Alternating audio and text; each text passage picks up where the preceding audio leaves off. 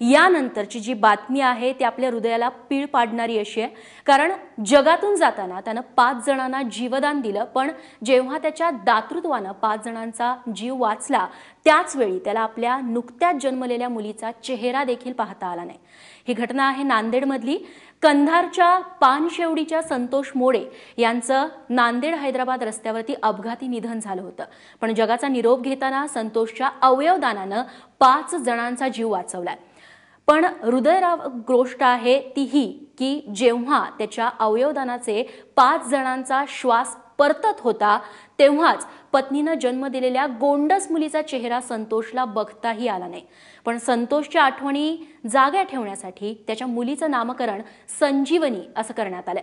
संतोषचं यकृत चेन्नईच्या एका रुग्णाला देण्यात आलंय। त्यासाठी नांदेड शहरात काल सकाळी 10 ते 11 या वेळेत विष्णुपुरी येथील शंकरराव चव्हाण शासकीय वैद्यकीय महाविद्यालय रुग्णालय ते विमानतळ असा ग्रीन कॉरिडॉर तयार करण्यात आला होता। 11 मिनिटं इतक्या विक्रमी वेळेत रुग्णाचं यकृत एअर ॲम्ब्युलन्सनं मुंबईला रवाना करण्यात आलं। यापूर्वी हेच अंतर कापण्यासाठी 13 मिनिटं लागली होती।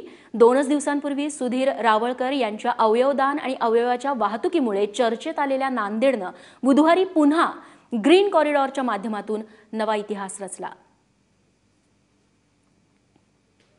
डॉक्टरांनी म्हणण्यापरीस त्यांनी तर सांगितलं आम्ही वाचू शकत नाही।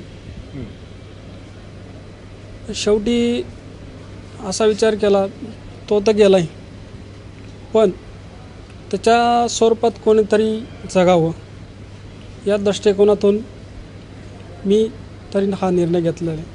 नांदेड शासकीय वैद्यकीय महाविद्यालयामध्ये दुसरं ऑर्गन डोनेशन व्यवस्थित पार पडलेलं आहे आणि आज सकाळीच लिव्हर जे आहे ते ग्लोबल हॉस्पिटल मुंबईला रवाना झालेलं आहे। किडनीज ह्या औरंगाबादला रवाना झालेल्या आहेत। औरंगाबादचं एक MGM हॉस्पिटलला जाणार आहे किडनी आणि दुसरी किडनी ही धूत हॉस्पिटलला जाणार आहे।